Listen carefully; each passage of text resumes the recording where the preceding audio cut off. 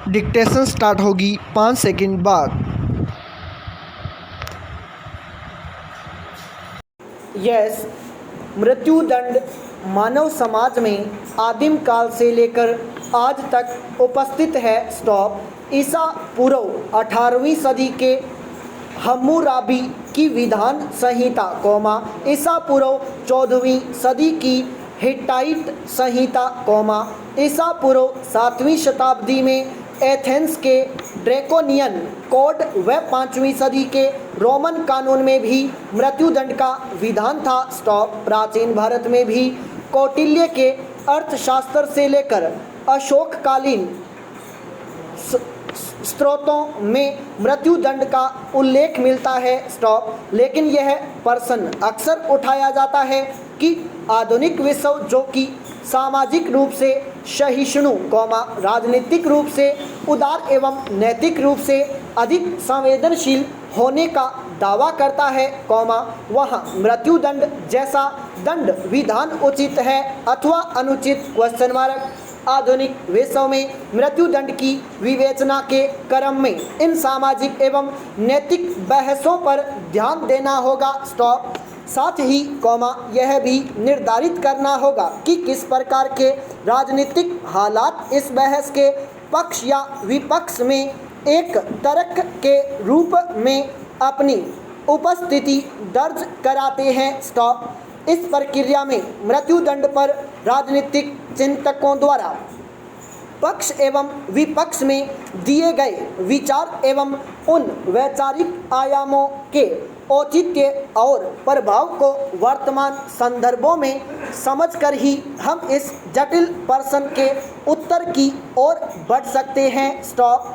आधुनिक विश्व की बात करें तो एमनेस्टी इंटरनेशनल की रिपोर्ट के अनुसार अब तक 101 देशों ने मृत्युदंड की व्यवस्था पर प्रतिबंध लगा दिया है। स्टॉप। इसमें से फिजी, मेडागास्कर और सूरीनाम ने तो इसी वर्ष ऐसा किया है। स्टॉप। साथ ही 33 देश ऐसे भी हैं जहां पिछले 10 वर्षों में एक भी मृत्युदंड नहीं दिया गया है। स्टॉप।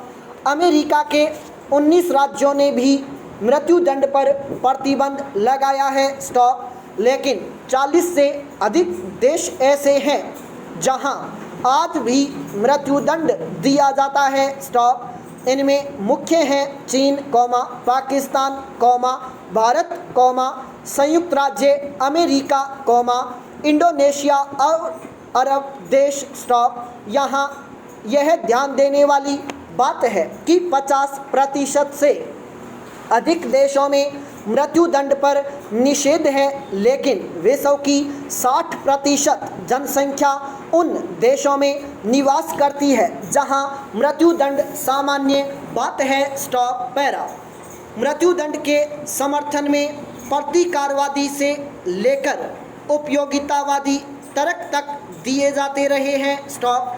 प्रतिकारवादी तर्क मुख्यतः प्रतिशोध से संचालित होता है। स्टॉप। इसके अनुसार अपराधी ने जघन्य अपराध करके स्वयं को मृत्युदंड का भागी बनाया है। स्टॉप। इसके मूल में यह तर्क है कि दंड अपराध के अनुपात में दिया जाना चाहिए, क्योंकि जघन्य अपराध के लिए कमतर सजा तार्किक रूप से छोटे अपराध, जघन्य अपराध, भूलवश हुए अपराध और सुनियोजित अपराध के मध्य के अंतर को समाप्त कर देती है, जिसके परिणाम स्वरूप समाज का कानून व्यवस्था पर विश्वास प्रभावित होता है। स्टॉप। इसी से जुड़ा इमैनुअल कांट का स्वतंत्र संकल्प का सिद्धांत है। स्टॉप। इसके अनुसार प्रत्येक व्यक्ति का संकल्प स्वातंत्र्य से युक्त है एवं वह जानता है कि समाज के पक्ष में वह जिस तरह के निर्णय लेता है, समाज भी उसके संबंध में वैसा ही निर्णय करता है। स्टॉप।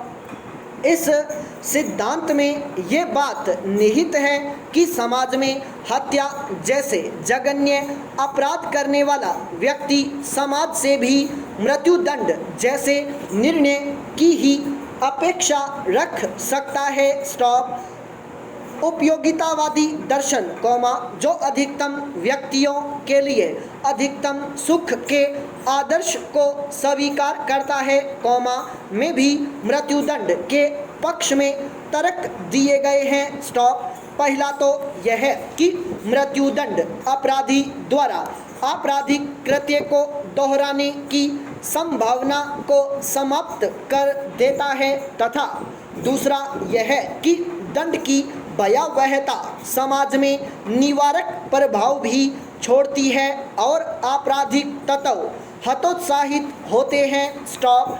यहाँ यह भी जोड़ा जाना आवश्यक है कि निवारक का कार्य महज इस अर्थ में नहीं देखा जा सकता कि अपराध तत्काल रूप से कम हुआ अथवा नहीं, अपितु यह भी उतना ही महत्वपूर्ण है कि मृत्युदंड को अपराध की गंभीरता कम करने वाले कारकों की उपस्थिति में कमतर सजा में बदला जा सकता है। स्टॉप। यह शर्त अपराधी को सुरक्षा एजेंसियों का सहयोग करने या आपराधिक कार्यों में शामिल अन्य अपराधियों को पकड़वाने एवं आपराधिक योजनाओं का भंडाफोड़ करने में सहयोग देने के लिए प्रेरित करती है। स्टॉप। मृत्युदंड के अभाव में यह संभावना समाप्त हो जाती है एवं सुरक्षा एजेंसियों का कार्य और दुष्कर हो जाता है, जिससे अंततः संपूर्ण समाज अधिक असुरक्षित हो जाता है। स्टॉप। पैरा। उपयोगितावादी दर्शन में यूं तो प्रतिकारात्मक दंड के तरीकों का समर्थन नहीं किया जाता, पर बेंथम जैसे कुछ उपयोगितावादी विचारकों ने प्रतिशोधात्मक दंड की भी वकालत की है। स्टॉप। इनका मानना है कि मृत्युदंड जैसे प्रतिशोधात्मक दंड समाज को प्रतिहिंसा का सुख देते हैं। स्टॉप। भारत सहित कई देशों के न्यायालयों द्वारा मृत्युदंड देते हुए समाज की सामूहिक चेतना को संतुष्ट करने के तर्क में इसी सिद्धांत की गूंज सुनाई देती है। स्टॉप। इस प्रकार यह सामाजिक सुख में वृद्धि करता है। स्टॉप। प्रबोधनवाद से जुड़े 17वीं शताब्दी के प्रमुख दार्शनिक जॉन लॉक ने भी मृत्युदंड के पक्ष में यह तर्क दिया है कि व्यक्ति के पास जो प्राकृतिक अधिकार हैं, वे तभी तक हैं जब तक वह राज्य के नियमों व दायित्वों का निर्वाह करता है। स्टॉप। चूँकि जीवन का अधिकार भी इन्हीं में से एक है, इसीलिए कानून के अंतर्गत मृत्युदंड दिया जाना जायज़ है। स्टॉप। मृत्युदंड के पक्ष में एक तर्क, जिसे जापानी मनोविश्लेषकों द्वारा आधिकारिक तौर पर पोषित माना जाता है, यह है कि इससे समाज में यह धारणा पुष्ट होती है कि बुरे के साथ बुरा और अच्छे के साथ अंततः अच्छा ही होता है। स्टॉप। तमाम सामाजिक समस्याओं से जूझ रहे समाजों में यह सिद्धांत व्यक्ति को सकारात्मक एवं धैर्यवान बनाता है। स्टॉप। आधुनिक समय में जबकि आर्थिक परिस्थितियां एवं कारक भी समाज की नैतिकता तय करने में एक महत्वपूर्ण भूमिका निभाते हैं, आर्थिक पक्ष को भी एक तर्क के रूप में प्रस्तुत किया जाता है। स्टॉप।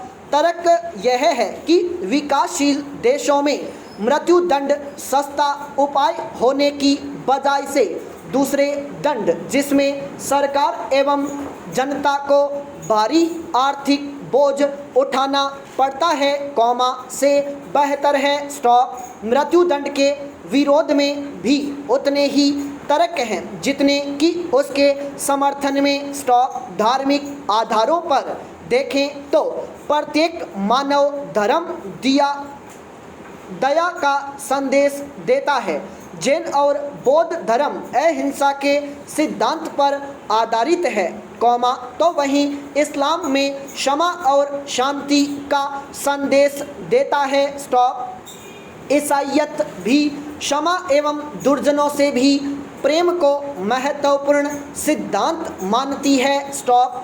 अतः सभी धर्म नैतिक रूप से मृत्युदंड जैसे हिंसक एवं विभत्स दंड के विरोध में खड़े दिखाई पड़ते हैं, संपूर्ण विराम।